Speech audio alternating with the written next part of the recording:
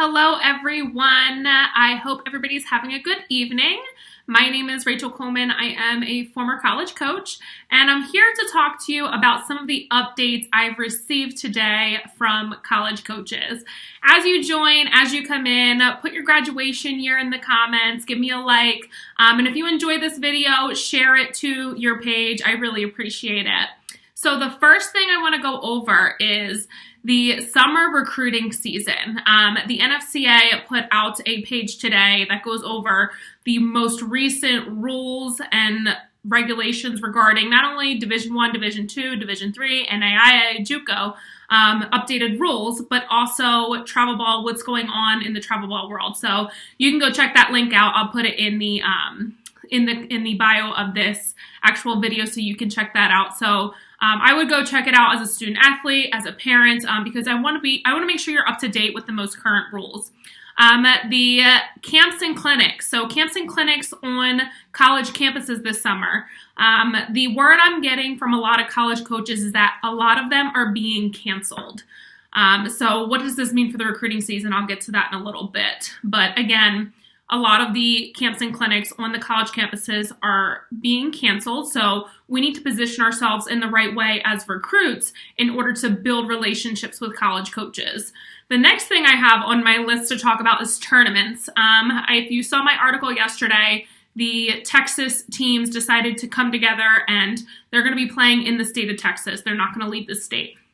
I think this is going to be a common trend, but when we talk about the tournaments this summer, I want you to keep in mind about the actual recruiting calendar. So this dictates when college coaches can come out to see student athletes play. If you've never seen the recruiting calendar, give me a heart. But you need to be aware of the recruiting calendar because this is when college coaches can see student athletes play. Now, the NCAA has made changes to this calendar because of COVID-19. So they have created, a dead period until the end of May. So all of May is now dead, a dead period, which means student athletes cannot be on campus at, colleges, universities. And I'm curious to see if this is extended. That's my question right now is the NCAA going to extend the dead period? So this could really affect tournaments in June, when college coaches are typically out to see student athletes play. And if they extend this dead period, I can see some of the bigger travel ball teams not playing in the month of June if they're allowed, or you need to come up with some kind of way of recording games and getting them out there live for college coaches to see. But I'm curious to see if the NCAA is going to extend that dead period. And I've heard some feedback from college coaches that say this is the only fair thing to do because, some of the college coaches can't travel right now and might not be able to travel to go recruit. So that's going to be an interesting one. Oops, sorry, I'm skipping ahead. So that's my next point. Are college coaches going to be allowed to travel in order to see student athletes play? I spoke with a big college coach today, and their actual school and university, their athletics department has said that they are not allowed to travel until the end of July to go recruit. So they have extended their own restrictions from the school, the actual school, that's saying that they are not allowed to go travel until the end of July. And this is a, Power 5 school. Now, he said that this could be changed, saying that maybe, they're going to loosen the restrictions a little bit and it could be changed, tomorrow. But as of right now, as a school, none of their coaches are allowed to travel to go see student athletes play. And I think you're going to, find a trend, as I said when I had the recruiting calendar up there, is the NCAA going to extend the dead period? Is our conferences. So I've also caught wind that the SEC might come out with an announcement tomorrow. I'm not sure what it's going to be about. Maybe camps and clinics on campuses. It might be about recruiting. I'm not, 1,000% sure, and neither was the person I was talking to. We were speculating. But I believe that the SEC wants to band together and for their coaches to have the same guidelines and rules throughout that conference to make everything equal. So my next point is, which I put up earlier, what does this mean for you? So what does this mean for the student athletes who are in here right now, watching, parents of student athletes who are recruitable? How big is your target list? I always love to ask this question to student athletes, parents, because again, if you have, 5 to 10 schools on your list, you might only have, 2 to 3 that may like you and want you or have money for you available. When you extend that list even further, what you're going to find is you're going to have more college coaches that are going to like your skills and like who you are as a person. So I always suggest that you expand that list, especially right now, because as you know, the 5th year for the student athletes who are in school right now, that means they're going to be recruiting less student athletes than they typically do. So there's going to be less spots available. So I highly suggest that student athletes expand their lists right now of what they're searching for in a school. I would also be evaluating how are you building your relationships with these college coaches, because we need to get creative, especially if camps and clinics are canceled on college campuses this summer. If there are more recruiting restrictions for the college coaches, whether it's from the NCAA, the school, or maybe the conference, it's important that we are still building this relationship. And I got a message earlier today asking, how many times should I be emailing coaches? When should I be emailing coaches?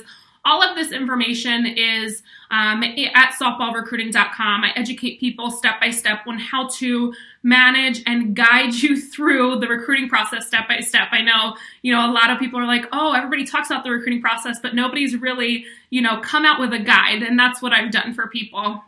So emails, again, you should be emailing about every week, every 10 days. You don't want to be annoying and email too much, but you also don't want to email less where college coaches, they don't think you're super interested in them. And I have a detailed plan, my monthly lesson. Typically I do it every month, but during COVID, I'm updating it once, twice a week of exactly what student athletes should be sending college coaches and when they should be sending these emails to college coaches. So I update everybody on that during my monthly lesson. And then social media. So how are you selling yourself on social media? What are you putting out there for the college coaches to see? Let's do a poll here. Let's say if you have a Twitter account and that's how you're selling yourself on social media, give me a heart. And if you're using Instagram, give me a thumbs up. So those are the 2 things. I want to get some feedback when people are watching this. What kind of social media are you using?